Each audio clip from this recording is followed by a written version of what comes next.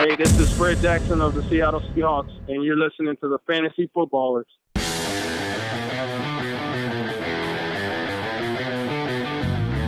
Welcome to the Fantasy Footballers Podcast with your hosts, Andy Holloway, Jason Moore, and Mike Wright. Welcome in, everybody. Welcome in. It is Monday, December 14th, and we are the Fantasy Footballers. And that intro seemed just about right. We're very timely with our references. You know, our network of NFL stars to choose from for intros is so vast and wide that we can always choose somebody very appropriate. And they keep working out. Fred Jackson. The depth chart assassin himself.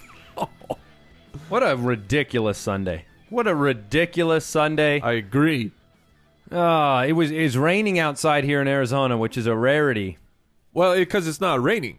Those are tears from heaven, my friend. For your team? Yeah. That's what I said. I assume they were your tears out there, but I guess the world is mourning your loss. Clearly, the world knows there was a mistake and a travesty that occurred yesterday. Yesterday played with the emotions of many fantasy football owners, that's for sure. So why couldn't the week prior to this last week have been the first week of playoffs?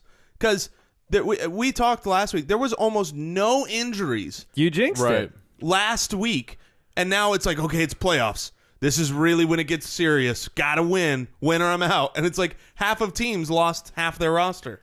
And we're going to go through them all. I'm driving into work today through the tears from heaven. Right. And on my radio comes on some Batman 2 Seal, Kiss from a Rose. So I crank it. I have a good cry. Get it all out of the system so I'm ready for the show. Rose on. Yeah. Oh, it was very emotional. Emotional drive through the rain where Arizonans cannot drive. What station were you listening to? 90s. Oh, 90s right. on Sirius XM. Yeah. So just so people understand, because they might be confused, who did you lose to? I lost to Andy. Thank you. And if you're wondering, Mike, we saw the roster. How did you lose? And I'll give you the answer. 0 touchdowns. That's hard to do. 0 touchdowns from every single position in my active roster. Now, I made the mistake. I was deciding between Kelsey and Jordan Reed, and I was Kelsey all week, and then with all the weather things that were coming out about the game in Kansas City, but there was also supposed to be weather in Chicago. I had Jordan Reed in, and right before the lock, I switched and put Kelsey back in, which was a kick to the nether regions.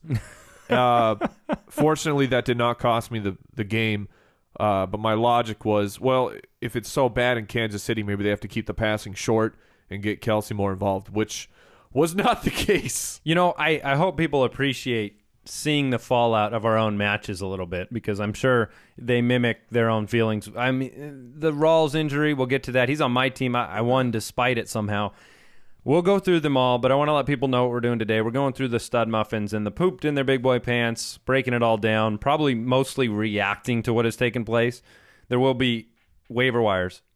There will be the repercussions of these injuries, the impact of these injuries on different players, and we'll talk through that.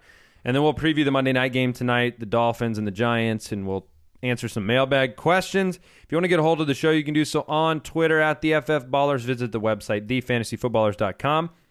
I actually did a Periscope this weekend, out of nowhere. Came on and answered listener questions for about an hour. That was a lot of fun. Because we're high tech. Well, it was cool. We're staying hip with the kids. Got a little intense. The questions were flying in furiously, but it was fun to do that before the big game, the big playoff game. So we'll try to do that as a show more often. Yeah. Answer some questions. So, all right, what do we want to talk about? There's just so much to talk about. Do you want me to just go through the... Yeah, let's start with the bad news. All right, well, let's get into it.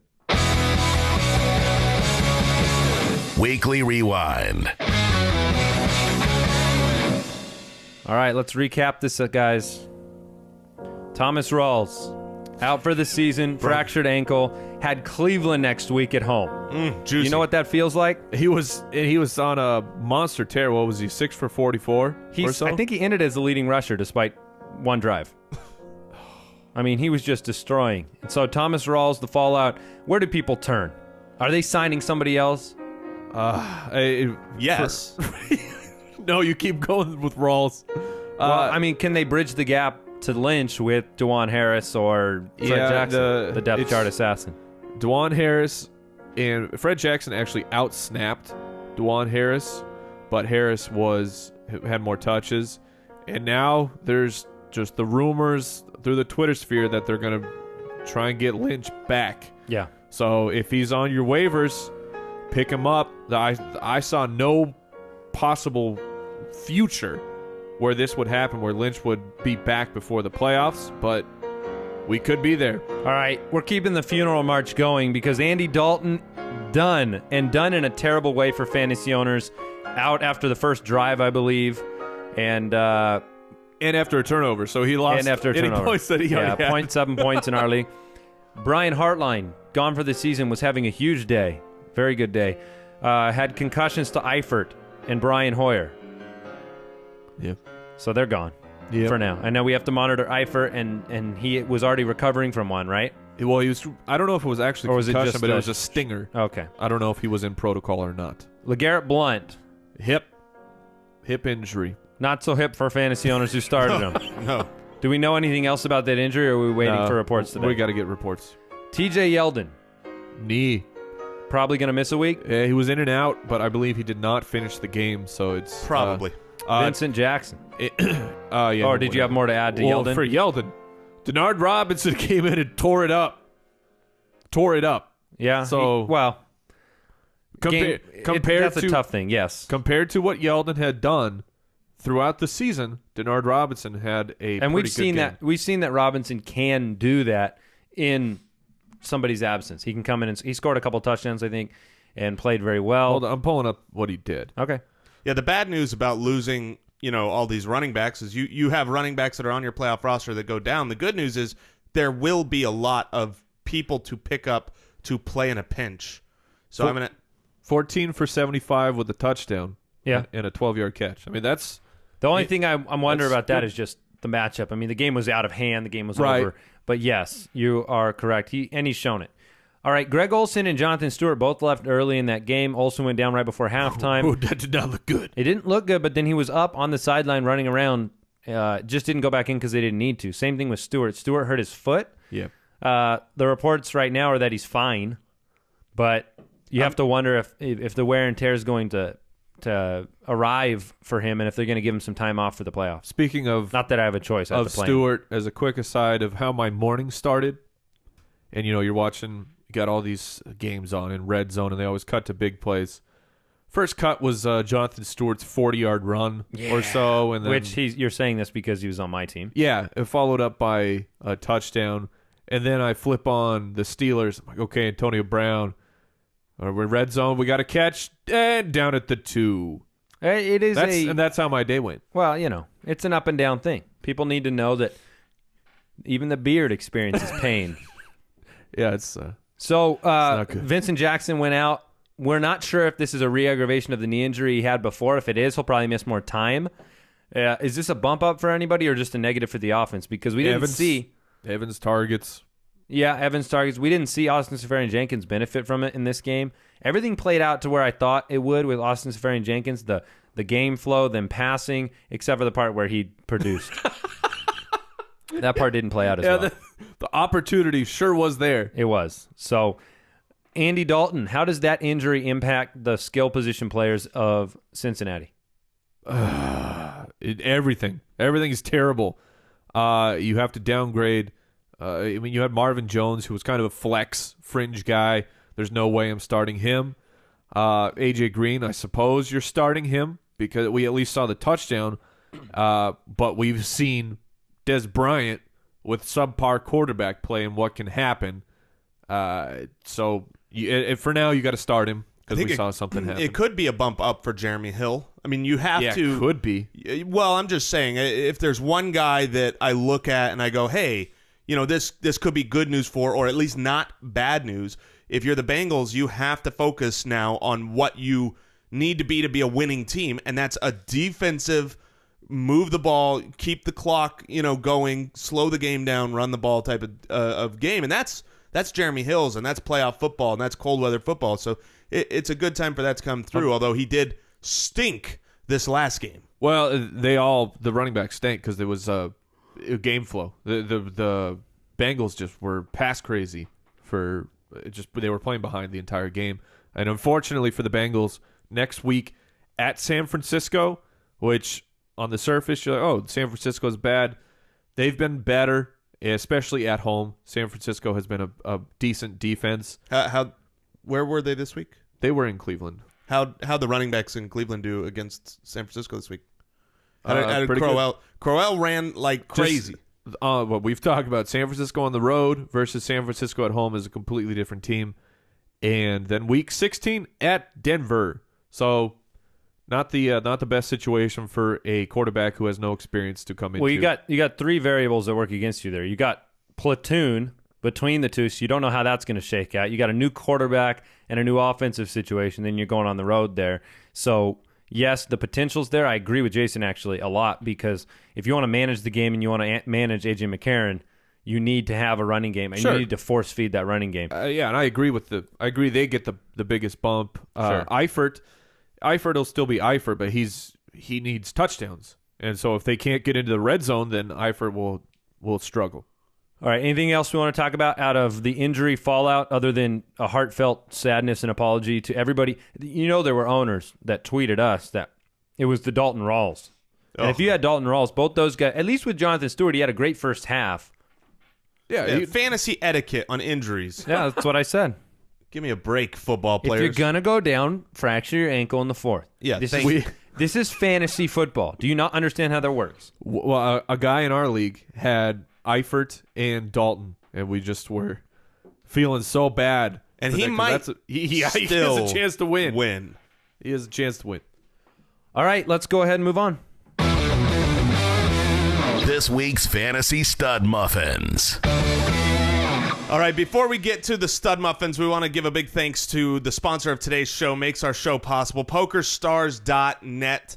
I grew up, I love playing poker, love getting together with my friends and having a nice casual time. You can play for free as long as you want on PokerStars.net. They give you 1,000 chips for free, and you can reload for free every single hour. You can do this anywhere. They make it easy. You can download it on your phone, on your iPhone, your iPad. You can be at the doctor's office and play some poker. Play for free at PokerStars.net. It is the biggest game in town, largest poker site in the world. They have hundreds of regular tournaments every single day. There are over 10,000 players online at any time, and over 140 billion hands have been played to date. Easy to play when traveling, and my favorite feature, you can set up a club for you and your friends, which is free and easy to do. So here's what you do to sign up. You go to PokerStars.net, and you get 1,000 play chips to get you started for free. It's a fun, free thing, PokerStars.net. Awesome. All right, let's get right into the Stud Muffins. Russell Wilson can't stop, won't stop. Don't stop till you get it. I mean, he's breaking records at this point. Yeah. I think he has 16 touchdowns in the last 4 games, which is just incredible. And if you watch it, you buy into it because he's in the pocket, dissecting, destroying. 5 more touchdowns. A lot of thanks to Jason for the honorary sit of the week to keep him in the flame. Yes, thank you. I put him as my honorary. That will continue. Foot Clan, we will continue to sit Wilson him. the rest of the year. This is going to soon change into the Russell Wilson sit of the week segment. Yes, I love it. But, here's the deal. He has the number 1 wide receiver over the second half of the year, so that's always good for a quarterback, right? I don't know he's got Jerry Rice, Yeah. Randy Moss, Doug Baldwin.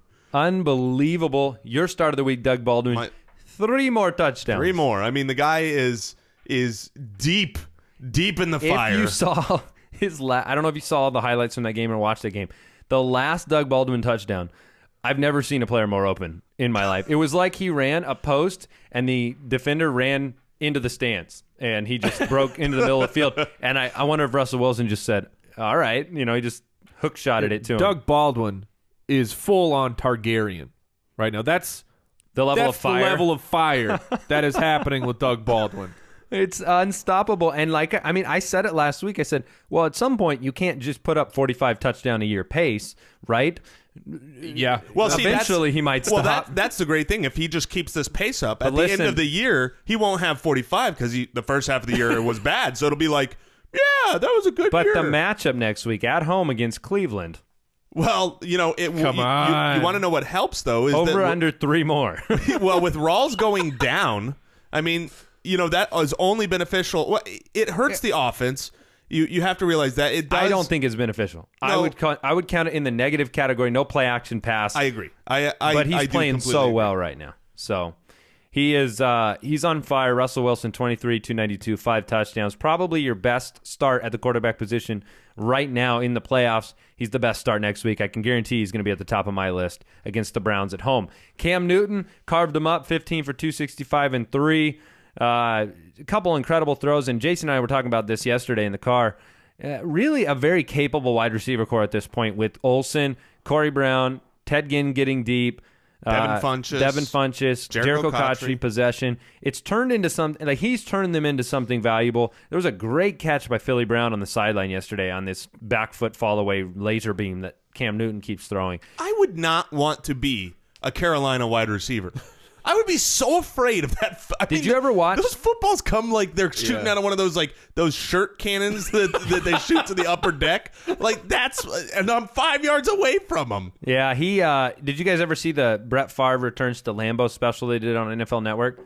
They went over I saw some of it. His career, and then they started talking to Antonio Freeman and how many broken fingers and how many dislocated fingers the receivers had for Brett Favre, and you wonder if it's that way for Cam sometimes.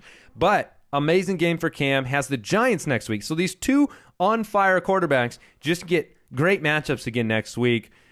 Mariota had a very interesting game. Actually put up fantasy points without throwing a touchdown because he caught a touchdown. He caught a 41-yard touchdown from Antonio Andrews, and it was a great play design because he's faster than most people. And they just lined him up on a linebacker, and he ran a fly, and he was wide open. So Blake Bortles comes through with 4 again. The biggest feedback I've gotten from listeners of the show is, well, I was trying to decide Bortles and Big Ben. Mm-hmm. And I still stand by the fact I would have started Big Ben 100 out of 100 times. Was the right play, while Big Ben did not put up massive fantasy points. It's one of those things where you got to look at the D'Angelo Williams. I believe he had 2 touchdowns. Well, it was more than that too. It was Dalton's injury, the game flow, yeah, that changed the equation for them. The first time these two teams played, Big Ben was not healthy, and it hurt the offensive production for both teams. And then you come back around, excited for the big shootout, and Andy Dalton goes down. Anything that can happen. There you go. In reverse, or not, because no touchdowns for Big Ben. Probably hurt a lot of people. Blake Bortles, though, keeps it going. He has the Falcons next week, who cannot get a win no matter what they do. That is the situation in Atlanta. What? 5-0, and now what are they? They're 6 and something. They have lost a lot. I think they're 1-7 since then, and they are playing at a terrible level. The offense is terrible. The offense is averaging less than half than what they averaged in that 5-game win streak. They cannot find a solution. All right, and the coaching is just the big mistake here because yesterday, you saw this. Julio Jones has success in the slot. He's normally in the slot 25% of the time. Norman wasn't on him in the slot. They lined him up in the slot 6% of the time yesterday. What are you doing? That's ridiculous. He still had an okay game. Because they pulled time. Norman out. Yeah. Yeah, well, that's helpful. And a 46-yard catch or whatever it was. So, but he did do what we said he'd do, which is he's going to give you a baseline when you target somebody that much. But, yeah, just a mess of an offense. And you know who it's killing more than – Julio owners is killing because there's no red zone targets. Devontae Freeman owners are getting destroyed because they cannot move the ball. Every single drive was 3rd and long, it felt like. So, terrible there. Can't start Matt Ryan. You have to start Devontae Freeman most likely, but not a good game. And Ryan Fitzpatrick has been putting up huge fantasy numbers. Another stud muffin of the week. Decker and Marshall they're are just unstoppable. They're good for each one gets a touchdown a week. That's pretty much what's happened almost all year long. Is every single game Decker, you get a touchdown. Marshall, you get a touchdown. So that gives a great baseline for Fitzpatrick. I don't love his matchup this coming week against the Cowboys. They have a pretty good defense, but it's hard for me not to believe that Decker's going to get a touchdown and that Marshall's going to get a touchdown even against those boys, especially now. Marshall has touchdowns in 1, 2, 3, 4, 5, 6 straight games. The touchdown yesterday was hilarious. Oh, my goodness. If you didn't see it, go look at the clip. It was... So we'll transition into wide receivers. Touchdown. We've talked about Doug Baldwin. 3 more touchdowns for Baldwin. A must start at this point. Yes. Who else do you want to bring up? Because Ginn would be somebody we're talking about in fantasy. Ginn, and that's... Yes. I'll say this for Ginn. You got some thoughts there? I'm trying to formulate how you bring them out of your about mouth. Ginn, because he's not a guy you want to plug in as your wide receiver too. I mean, 120 yards and 2 touchdowns on 2 catches. Yeah, that was both of them. I mean, that's not something you're like, yep, every single week. But would you rather rely on 2 catches from Ted Ginn, or from Ginn with Cam Newton, or throw Deshaun Jackson out there and wait on Cousins to hit him deep? Like, Newton is playing at such a level very fair. that I've started to elevate Ginn as that, great flex play in a matchup that can give you a game like this. He was the leading scorer at the wide receiver position in most leagues. But it's him still and Baldwin. It's still a flex player to me. Yes, he's a I guy agree with you. Where if you are, let's say you don't have a flex, I mean, you better have some strong floor players if you're going to throw Ginn in there to put the icing on your strawberry shortcake of a team. Put you over the top. That's your team name, wasn't it? Yeah, the strawberry shortcakes. That is your team dead now? Is that how it works? I renamed my team the Jose Aldos. Oh, the Jose Aldos. Because that's what it felt like. He didn't have any touchdowns either. Well, I guess one. he had a touch to his touchdown. face of a punch. Jason, I want to talk to you about Allen Hurns, because you have shown the most confidence in him, and he once again repaid that confidence with a huge touchdown in this game, being back on the field. Where is he rest the season for you? Allen Hurns is very much like Eric Decker to me. He's that second wide receiver who just gets a touchdown every single week. Blake Bortles has been a good enough quarterback to get him that touchdown. As far as where he goes forward, I would like Decker more than Hurns, but they're so similar to me, both in the fact that they are always injured and always play. I am never going to be afraid of Hurns from an injury report. He has shown too many times. He's shown, what week are we in? 13? So he's shown 12 weeks, basically, that he 14. can be. Week 14. Week 14. So he missed a week, and I think he's had one bad week. So 12 times he has essentially been injured and not able to practice in full, and he comes in and gets the job done. You go to Atlanta next week. We saw Ginn take a couple long ones over the top this last week, and then they finish the year at New Orleans, which has been juicy. But I will say this: we need to realize that New Orleans has been a better defense the last few weeks, and we need to stop just seeing them as an automatic, awesome fantasy matchup. They're still beatable. Didn't pan out for Winston, Evans, Safarian Jenkins this week. Exactly, and over the last few weeks, they give up the fewest yards, shockingly, to the wide receiver, and it came with a defensive coordinator change. It wasn't just out of the blue they started being better. They changed their D coordinator, and then they were better. We need the fantasy players, we need a petition. We need to get a petition going with signatures from around the world. Reinstate Rob Ryan in New Orleans. For fantasy? We need that. Yeah, well, it's not been as easy going, and I've said this so many times. Don't overplay the matchup. Play the player, not just the matchup. We saw this happen earlier. I realized on the show we were debating T.Y. Hilton and Vincent Jackson in the context, though, of Hasselbeck's injury. And so you measure those things, but, Vincent Jackson, great matchup, terrible game. T.Y. Hilton, worst situation, got hurt, big game. I understand. Yeah, he got hurt, but so Mike Evans, right? The matchup is so juicy. People doubt T.Y. Hilton because of the quarterback situation. Didn't really pan out that way. Generally the cream rises, and the better players can put up games in different situations. I don't know if there's anybody else. I mean, Golden Tate had a good game. Yeah, Golden Tate had a very good game because Calvin Johnson disappeared. Did not. What? I'm getting ahead of things. I apologize. Yeah. So, sort of. Running backs. Golden Tate, just real quick before we move on.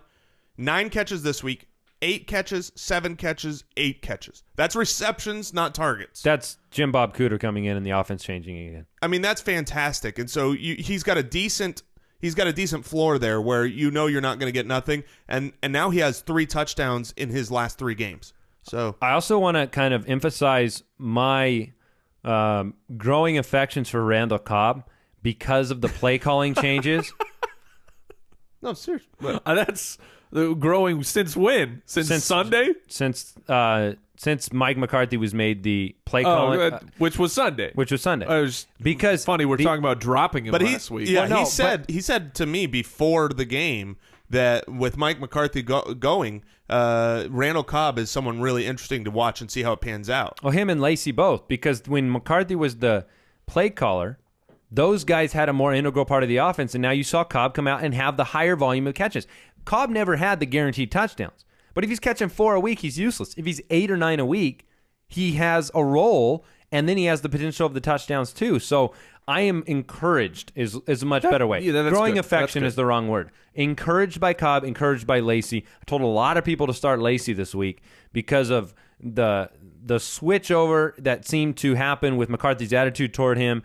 And we know what they can be. I mean, if you're going to start somebody that you know can be something great if you're just taking a shot in the dark. Which we saw a goal line sequence where Green Bay was still being a little shady to Eddie Lacy with the first 2. He didn't just the first 2 carries they didn't give him to Lacy.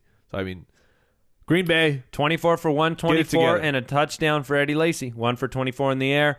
James Starks contributed 11 for 71, 4 for 32, 2 touchdowns. With a huge run. Starks is this. Starks is, give me 10 carries, give me a couple catches, and I'll make a big play. He's not been the bell cow guy, so it's better for both guys in a lot of ways. But would you start Starks in any situation? I would flex him at this point. If you were me and I lost Thomas Rawls? Yeah, absolutely. I mean, if they're going to continue to split the snaps like they have been, and they're not just going to say Eddie Lacy go, then he has to have some value as a running back who's on a higher-powered offense. You got to believe in him. Are we back to trusting in Todd Gurley? Yeah. I said last week there was some doubt. Absolutely. Yeah, there was some doubt, but you see the offensive coordinator change and the fact that, there was the question of, is this the rookie wall for a guy who was coming off a knee surgery? That makes complete sense if that was the reason for his lack of production. Well, and Case Keenum was back. Well, that so certainly helps. The Foles games, Gurley was terrible. Keenum somehow is moving this offense a little bit differently. I believe the Rams also had a pick 6. I mean, just the game flow stayed in control for Todd Gurley. One of the things that you notice, I picked up really into that game right before Gurley's first touchdown, and before his first that drive where he got that touchdown, I think he had 8 carries for 8 yards. He had a terrible beginning to this game, and that is why, Gurley, you see that sometimes sticking with Adrian the run. Peterson. He's the type of running back that wears guys down, and you saw it in Arizona. He had a terrible first half, and then just... Well, no. I'm saying the first week in Arizona when he came out, Todd Gurley. Oh, Gurley. I was like, Peterson was backwards this week. No. Okay. Where he wore us down, and so with an offensive coordinator that's dedicated to continuing to give him the ball, I'm not worried about Todd Gurley. All right, so Gurley won people some weeks this week if you stuck with him. David Johnson Thursday night had a big game.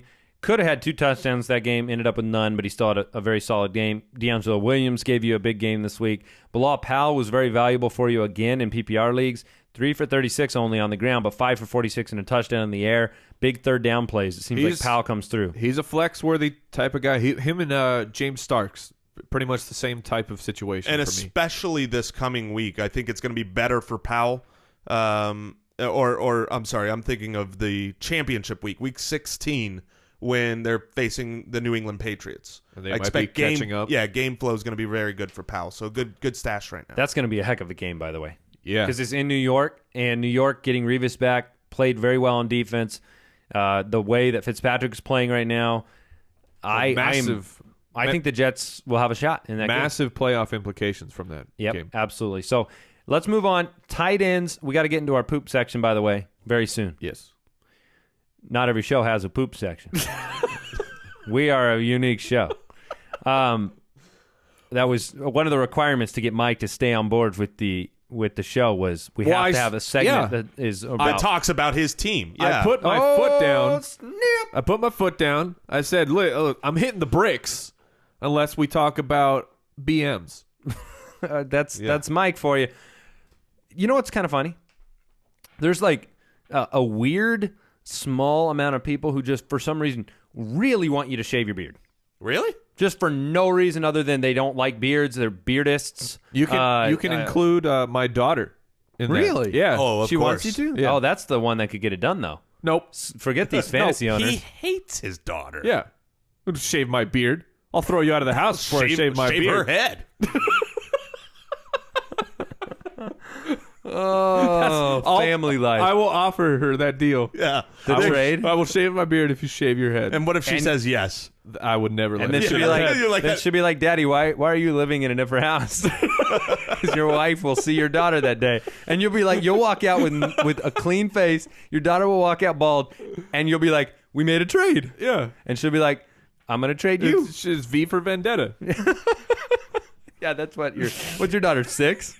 Yeah, 6 years old. It's her favorite movie, guys. V for She's into V for Vendetta. Yeah. The whole lore. Good. All right. Tight ends. Rule 86, Rule baby. 86 came through in a big way. 9 for 120 and a touchdown. Jordan Reed back at it.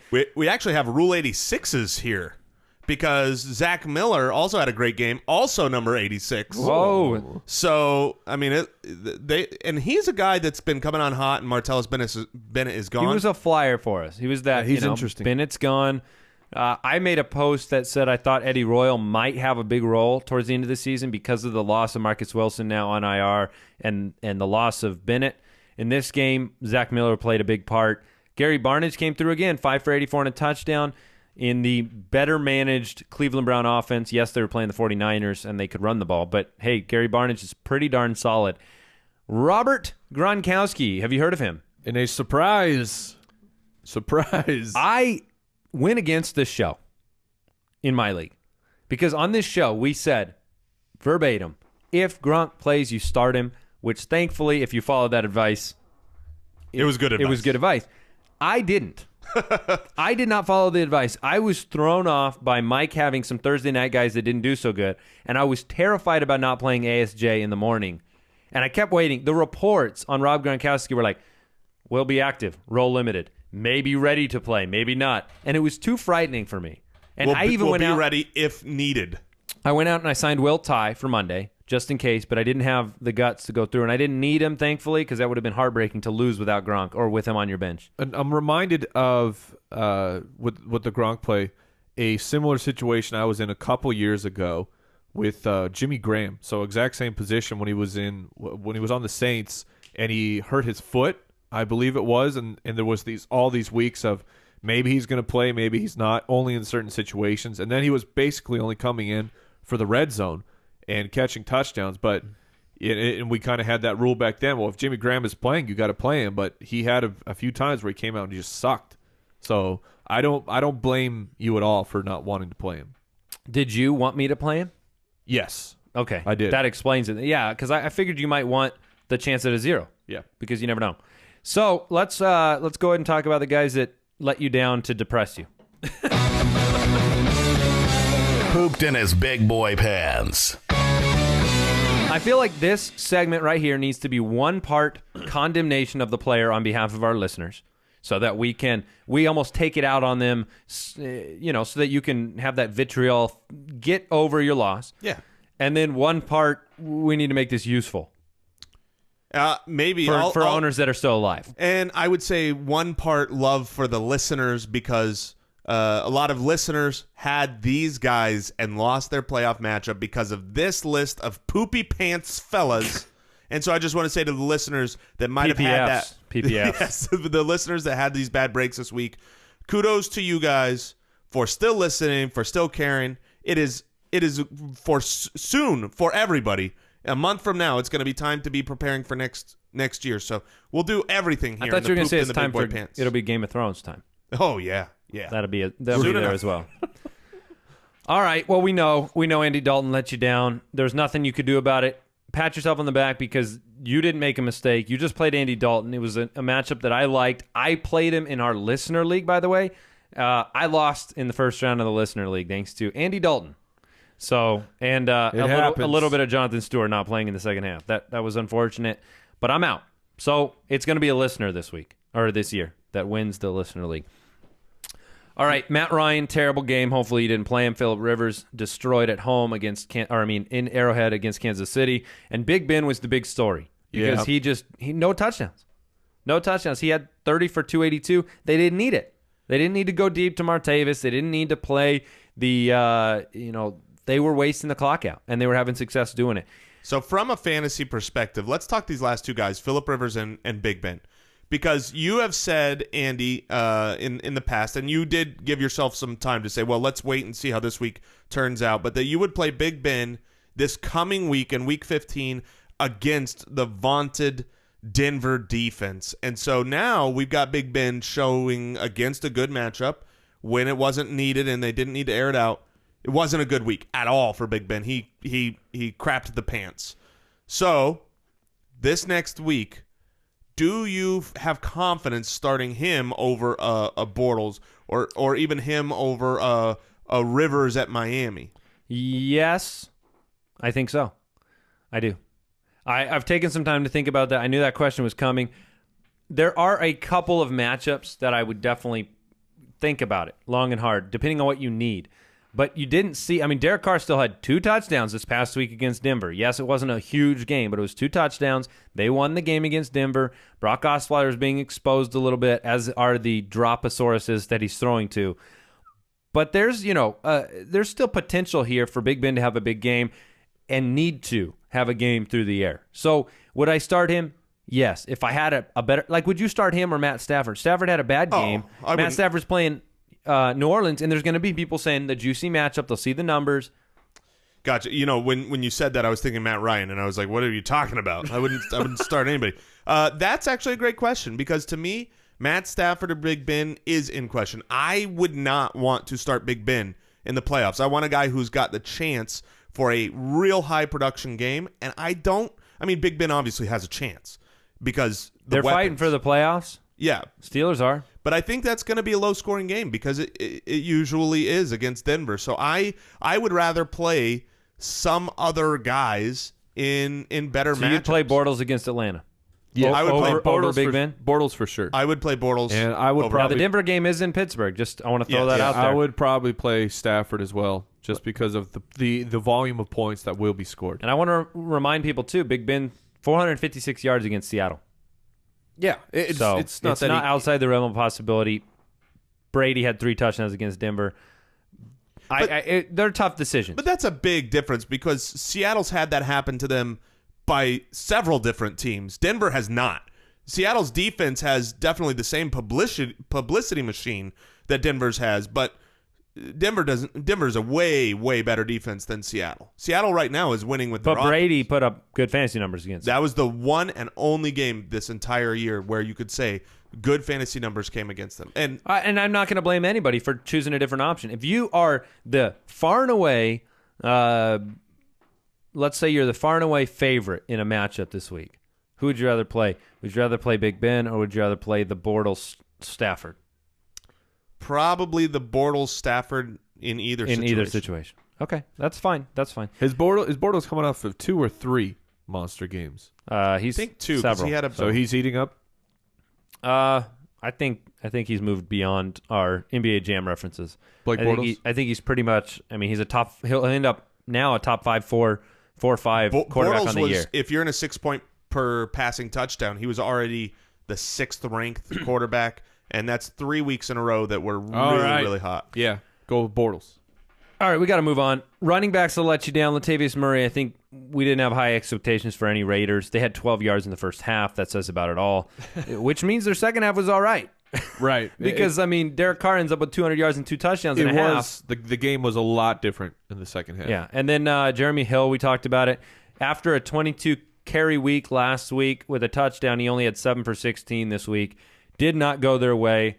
Obviously, we know what happened with McCarron and Dalton. DeMarco Murray, A lot of news broke. There were a lot of questions last week, and we gave this perspective. We said maybe something's going to change for Murray. But a lot of news broke on Sunday morning from Ian Rappaport and several places that they were going to... Fourth string. They were going to dress 4 guys, and that Sproles would be featured. So I tweeted that out right away because new information means a new game plan. So hopefully you didn't start Murray. And then they all split carries. Yeah, they pretty much did.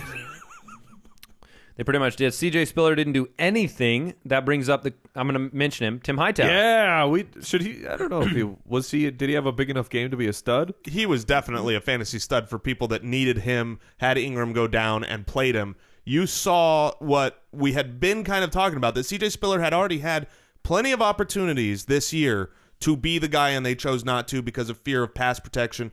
And I mean, he got the work. I think he had 29 touches or something like that. I don't.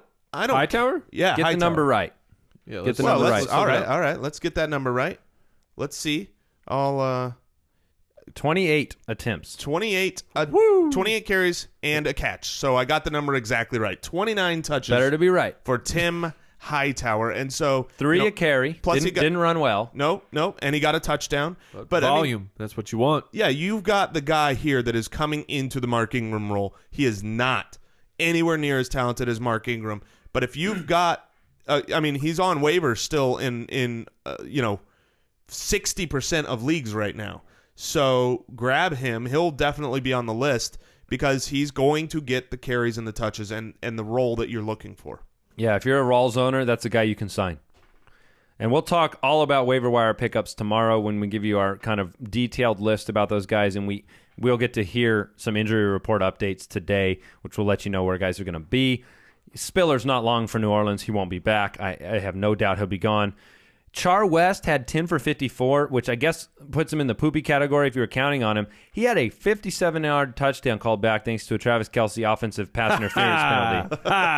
Yeah, Kelce. And then Alfred Blue had no carries in Houston. That's crazy. And you know who else pooped their pants in my dreams?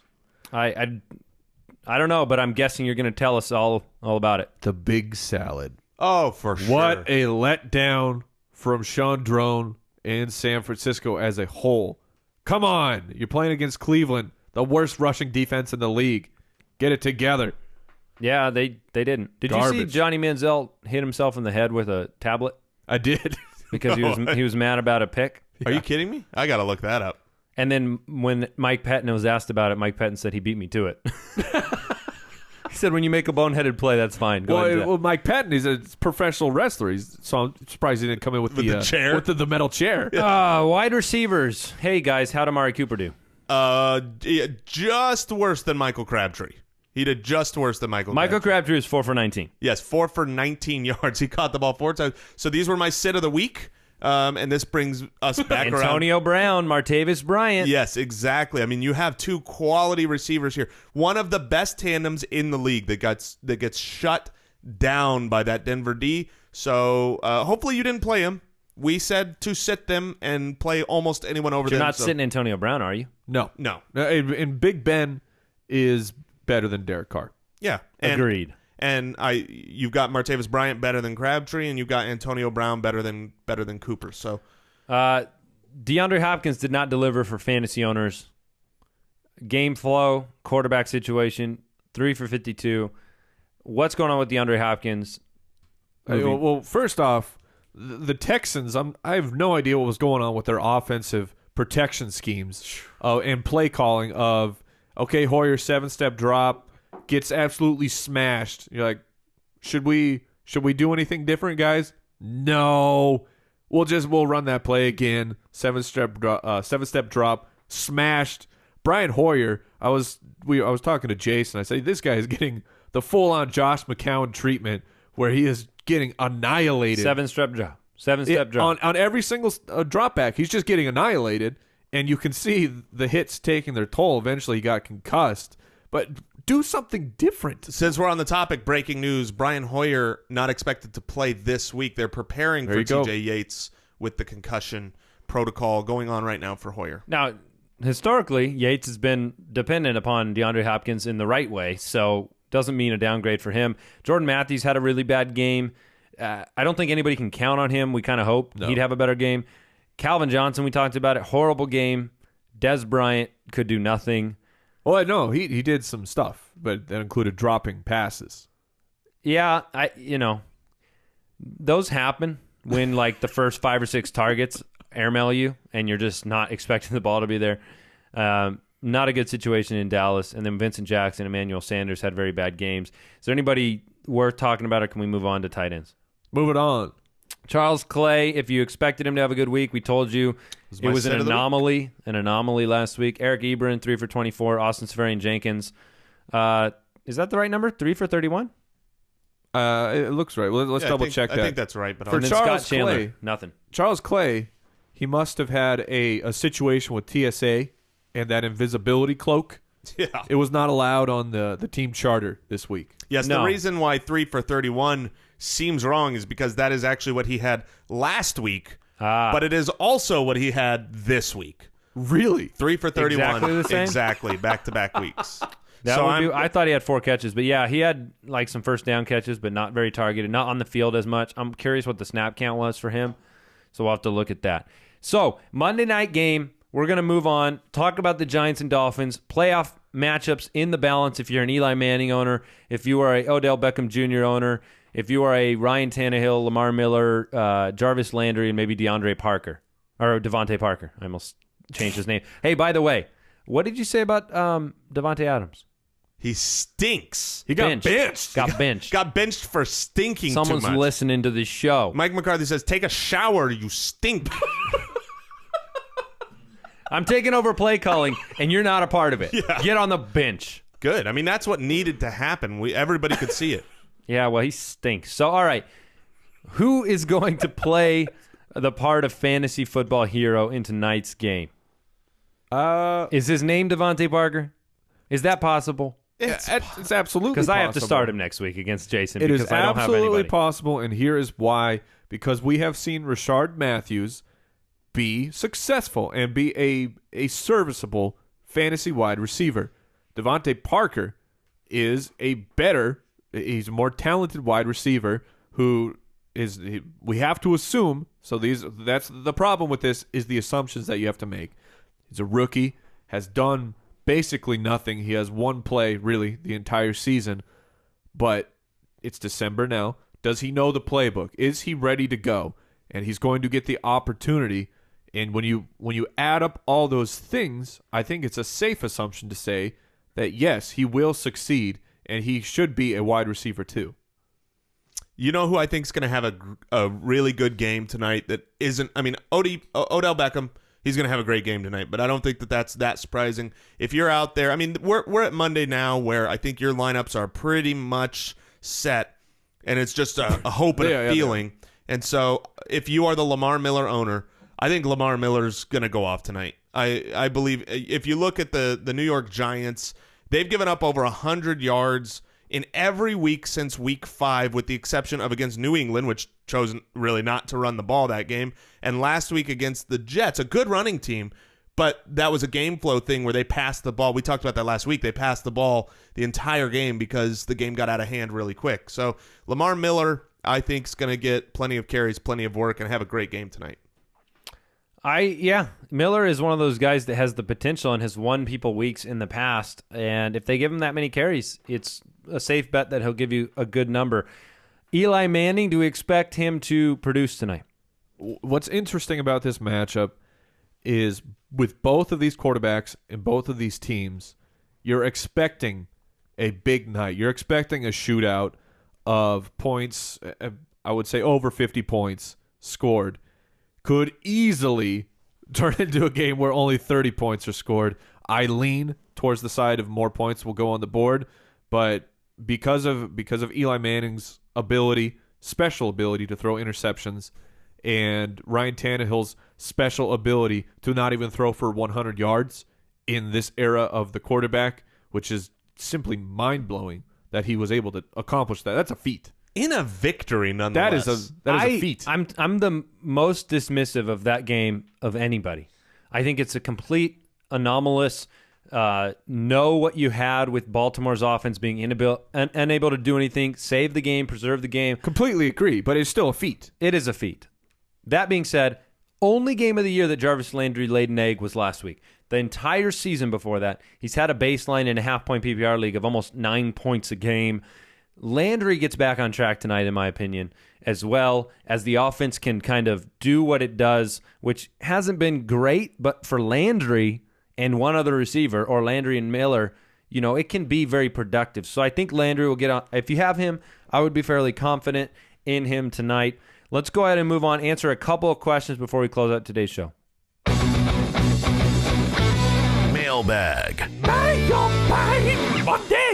Monday. If you have a question of your own for this upcoming week, you can go to the website, thefantasyfootballers.com, click on the Submit a Question button, and send us your question. You can also call us, 302-464-TFFB. Leave us a voicemail question. Going to answer one of those right now. Hey, Andy, Mike, and Jason. I have a quick question for you. This is Billy from Seattle. I made it into the playoffs this week. We have a 15, 16, 17 week playoff. Basically, my whole flex lineup got kind of screwed over this week with Thomas Rawls and Brian Hartline being out for the season. What would you guys think would be my best replacements for them for me being in a deep 12-man league? Any surprising picks out there for me that I may be able to get in? Because I'm not sure if I'd feel safe picking up John Harris because he didn't look very good out there. All right, guys, thanks for everything, and thanks for helping me get to the playoffs. Bye-bye. So now this is a question for future weeks, not for today in a pinch. Is that how I understand it? He wants to know who to replace Rawls with moving forward. Who are some sneaky pickups in a 12-team league that he might be able to go grab at the running back position? I mean, I can think of a couple off the top of my head. The fact Blue got no carries, maybe Polk is a guy you can grab. I mean, this is in a pinch, Grimes, right? I mean, Grimes was the better runner. Harris is definitely your number one option. That's who I think. I don't agree. Well, For volume? that's fine. I'm just saying if we know he's on the wire and we don't know who else is on the wire. I mean, I would rather have Tim Hightower than him. So if Hightower's out there, but if it's a deep 12-team league, he's probably not out there this week. So for me, I think Harris is the guy that I'm looking for because he's going to replace that role. He's not that talented by comparison, but you're on a running team. Well, and tell me this. So would you rather have Dwan Harris at home against Cleveland, or would you rather have Probably yes to whatever you're going to say. Or would you rather have Tim Hightower against Detroit? I would take Hightower. You take Hightower? Because part of the equation here is you need to pay attention. We can't just tell you the name because if DeJuan Harris, if they sign a guy this week, right? If Lynch is going to be back, speaking of signing a guy, Fred Jackson, there's a running back who I'm sure that he's familiar with the system. That's clearly that's just a joke. Mike is on the You didn't even Kristen say the Michael name. watch. Well, I didn't get to Finish the You didn't let joke. me finish it. You could have. It's called timing, my man. It's comedic gold. And you could have followed it up. Christine Michael was the name you were going to say. Yes, Kristen Michael is on the practice squad in Washington. No, it's not going to happen. Maybe Marshawn Lynch is on your waiver wire. Grab him. And then we talked Denard Robinson. Yes. If T.J. Yeldon is going to miss, and it's very possible he's going to miss at least this week, that's Atlanta. Alfred Morris? Matt Jones? I would pick up Jones over Morris, but if it's deep, they're probably both owned. All right. Yeah, I mean, the options we will. Brandon Bolden? Maybe. Yeah, maybe. If with Blunt, LeGarrette Blunt. I mean, we'll have to James wait White. for the news to come out there. James White for sure. If James White is out there, grab him because he is utilized. If he's not, Brandon Bolden should be out there and could be serviceable if Blunt is gone. Best catch of James White's night was called back. Yeah, that was a great Incredible catch. catch. He is very small, and he went up very high to get that ball. All right, so we will be able to give you more names tomorrow on the show in terms of the information we have. If DeJuan Harris looks like he's going to be the starter next week, it changes the equation. I was just unsure of the... Maybe Crowell. Yeah, I thought about that too. He's owned in 36% of leagues. Yeah, so Crowell will be on our waiver wire list for sure. One more question from Steven in Philadelphia. Jarvis Landry or Lamar Miller in the flex tonight? PPR, full PPR. Ooh. I'm going Lamar Miller. I can definitely see a world where Jarvis Landry outscores Miller, but I think Miller's baseline... In a world. I think Lamar Miller's baseline is higher with the new offensive coordinator change. They're going to get him the ball. We saw Jarvis Landry have a down week. And I think the ceiling of Lamar Miller is absolutely just as high as Jarvis Landry. So I'm going Miller. I'm going All right. Miller. I'm going to ask one more question. This is from Andy in Phoenix. Who would you want to have and start moving forward for Philadelphia? Oh, man. Most carries went to Ryan Matthews. Most production went to Sproles. Most annoying went to DeMarco Murray. It's the three-headed monster, which here's the situation for Philadelphia. If they are done with DeMarco Murray, then this was the week they would have sat him down and said, okay, we're going to move on from you. If you're trying to salvage a future with DeMarco Murray, then you got to play him like you did. So he's going to be involved. Couldn't it be a mix of both because they're in the playoff hunt, though? Yeah, it definitely could be. I think if you're in a redraft league and you need one of those guys, I would want Ryan Matthews or DeMarco Murray. But if you are in a keeper league, I do like the idea. I would rather have even for this season because it's so close to me. It's so close whether I would want Ryan Matthews more just for playing this season or whether I'd want DeMarco Murray. So if I'm in a keeper league, I think I'd rather have DeMarco Murray in case. I mean Matthews. Or Matthews. Yeah, you're yes. confusing me here because you also said that you'd rather have DeMarco Murray for the rest of the year. You just said in a redraft league you'd rather have. So Yes. you'd take rest of the season, then you're saying DeMarco Murray. Yes. Oh, okay. Water bet? No. Wait, no. what? Murray versus what? Matthews. I don't want to water bet. I don't want to even put any odds because it could be Sproles. Yeah, I'm just wondering why you think it's Murray after he was the least productive, least used. Kind of what Mike is saying. We saw the benching get taking place last week for Eddie Lacy, and this seemed to be a week where it was like, you went above me, you went to management, you are getting benched to the fourth string, even though he came in kind of But second. he was already benched last week with Sproles being featured. Yeah, I believe this next week, DeMarco Murray gets the most carries.